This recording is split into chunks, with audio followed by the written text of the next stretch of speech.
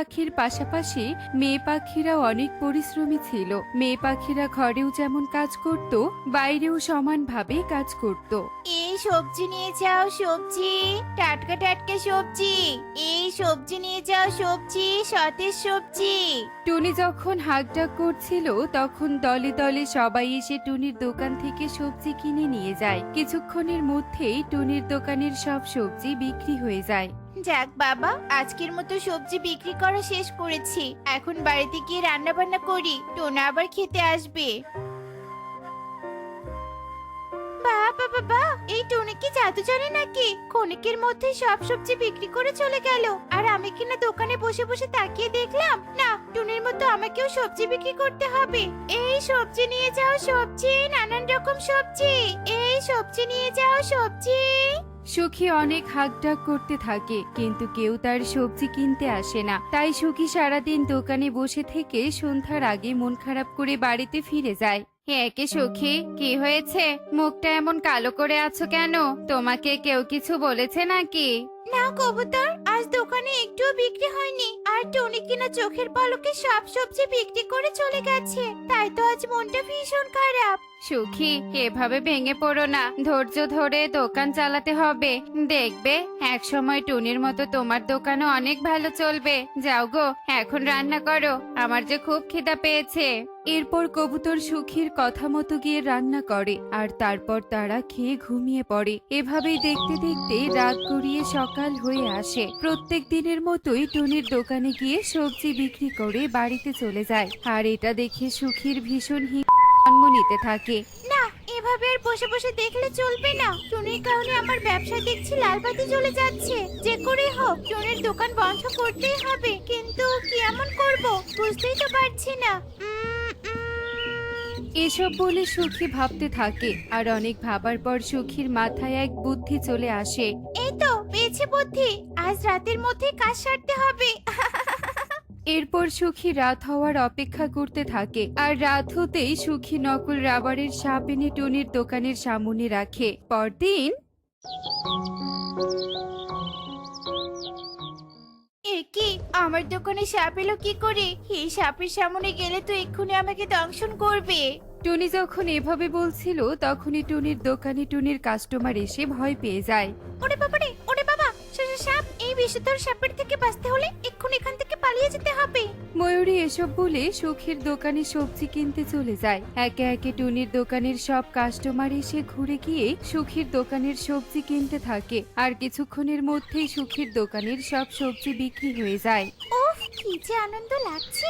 অবশেষে টনির দোকানের সব কাস্টমার আমার দোকানে আসতে পেরেছে।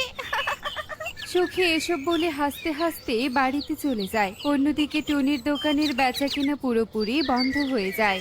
টোনা, জমিতে তো বেগুন চাষ করেছিলাম, দোকান বন্ধ থাকায় একটা বেগুনও বিক্রি করতে পারছি না। এভাবে চলতে থাকলে তো সব বেগুন আমাদের নষ্ট হয়ে যাবে।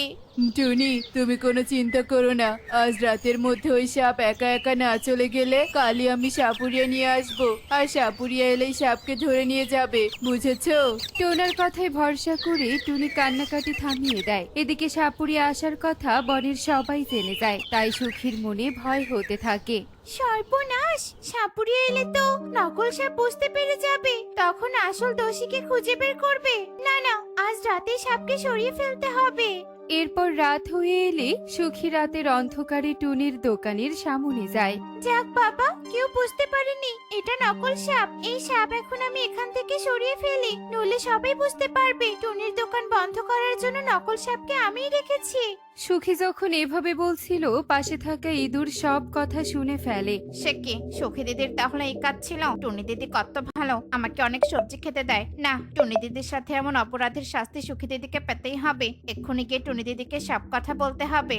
এরপর ইঁদুর ছুটে চলে যায় টুনির কাছে, আর টুনিকে সব কথা খুলে বলে। সবটা শুনে টোনাটুনি সেখানে ছুটে আসে, আর দেখতে পায় সুখী নকল সাপটা হাতে করে নিয়ে যাচ্ছে। ছি ছি ছি ছি, সুখী দিদি, তুমি সত্যি তাহলে এই কাজ করেছিলে? তোমার কারণে অনেক ক্ষতি হয়েছে আমার, তাই তোমার একটা শাস্তি পেতেই হবে। একটু শোন আমার কথা, আমাকে এবারের মতো ক্ষমা করে দে টুনি, ক্ষমা করে দে। টুনি সুখীর কোনো কথাই শোনে না, সাথে সাথে গিয়ে মোরল ইগলকে সব কথা খুলে বলে। সব শুনে বনের মধ্যে বিচার বসায়। সুখী, তোর কারণে টুনির বেগুন চাষ বৃথা হয়ে গেছে। ওর জমির সব বেগুন নষ্ট হয়ে গেছে, এমনকি দোকান বন্ধ থাকায় ওর অনেক লোকসান হয়েছে। তাই তোর 20,000 টাকা জরিমানা করা হলো। সেই 20,000 টাকা দিয়ে আবার টুনি বেগুন চাষ করবে। মোরল বাবু, আমি হাত জোড় করে বলছি, আমি সব জরিমানা দিব, কিন্তু এবারের মতো আমার সুখীকে আপনারা ক্ষমা করে দিন। ঠিক আছে কবুতর, এবারের মতো সুখীকে ক্ষমা করা হলো। এমন কাজ যেন আর কখনো না করে। এরপর সেখানে বিচার সভা শেষ হলে যে যার বাড়িতে চলে যায়। এবার টুনির জমিতে শুধু বেগুন নয়, সাথে অনেক সবজিও চাষ করেছে।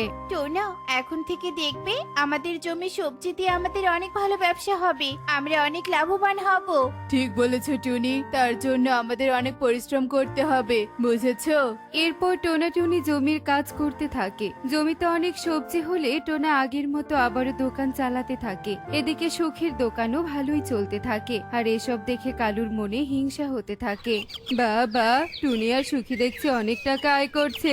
আজ বিয়ে করিনি বলে আমাকে আয় করে দেওয়ার কেউ নেই। আমি কি তাহলে সারা জীবন গরিবই থেকে যাব? না না, আমাকে কিছু একটা করতেই হবে। এরপর কালু সব বুদ্ধি ভাবতে থাকে, আর ভাবতে ভাবতে তার মাথায় বুদ্ধি চলে আসে। এই তো পেয়েছি বুদ্ধি। রাতের অন্ধকারে টুনি আর সুখীর দোকানের সব সবজি চুরি করতে হবে। কয়েকদিন আগেই তো সুখী টুনির ক্ষতি করতে চেয়েছিল। আমি চুরি করলে সব দোষ তাহলে টুনির ওপরেই যাবে, আর আমি বেঁচে যাব। হা হা হা হা হা। কালু শয়তানি বুদ্ধি করে এভাবে উচ্চস্বরে হাসতে থাকে। এরপর কালু রাত হতেই সুখী আর টুনির দোকানের সব সবজি চুরি করে পালিয়ে যায়। পরের দিন টুনির দোকানে এসে সবজি দেখতে না পেয়ে তার চোখ কপালে উঠে যায়। সর্বনাশ, আমাদের এতগুলো সবজি কোথায় গেল? কে কে নিয়ে গেছে আমার সবজি? আমার এত বড় সর্বনাশটা কে করলো?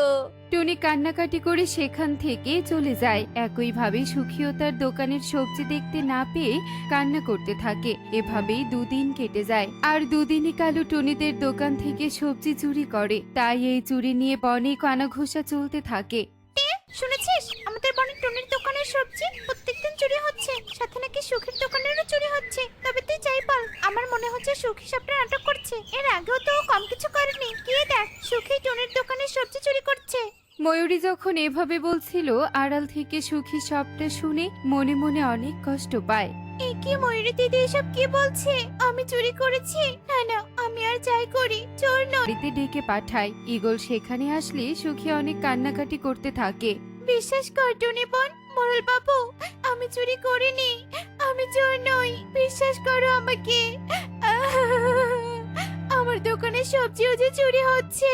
সুখী দিদি, তুমি এভাবে কেঁদো না। আমি জানি তুমি আমার সাথে হিংসে করলেও চুরি করতে পারো না, কিন্তু আমাদের বনে এমন চোর কে আছে যে কিনা আমাদের দুজনের সবজি ছাড়া আর কিছুই চুরি করছে না? টুনি, ওই চোরকে আমাদের ধরতে হবে। তোরা দুজন তোদের দোকানের দামি দামি সবজি রাখবি, আর রাতের অন্ধকারে আড়াল থেকে আমরা দেখব কে চুরি করতে আসে।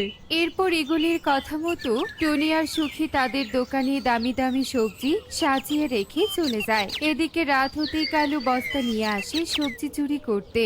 বোকা সুখী আর টুনি, চুরি হওয়া দেখেও কত দামি দামি সবজি রেখে গেছে। এগুলো চুরি করলে কাল নির্ঘাত আমার দোষ সুখীর ঘাড়ে যাবে, আর সুখী শাস্তি পাবে। হা হা হা হা হা। কালু হাসতে হাসতে চুরি করতে থাকে, আর তখনই মোরল ঈগলরা এসে কালুকে হাতে নাতে ধরে ফেলে। হে কি মোরল বাবু, আপনি? না মানে আপনারা কখন এলেন? বজ্জাত কালু, তোর আসার আগেই এসেছি, আর এসেছি বলেই তোর মুখোশধারী রূপ দেখতে পেরেছি। কর্ম না করে অন্যের জিনিস চুরি করা, তাই না? আজ তোর চরম শাস্তি হবে। আর শোনো কালু দাদা, জীবনে ভুল হতেই পারে, আমি ভুল থেকে শুধরিয়েছি। তুমি চুরি করে আমাকে আবার ফাঁসাতে নাই বা পারতে। অন্যের দুর্বলতা নিয়ে এমন করাটা একদম ঠিক নয়। সুখী বোন, আমাকে তুই ক্ষমা করে দিস, আমার ভুল হয়েছে। এরপর মোরল বাবু কালুকে তার চুরির শাস্তি দেয়। তো বন্ধুরা, অন্যায় করে কখনো পার পাওয়া যায় না, অন্যায়ের শাস্তি অনিবার্য, সেটা যেভাবেই হোক হবেই। এমনই সব মজার মজার শিক্ষণীয় টুনি পাখির গল্প দেখতে আমাদের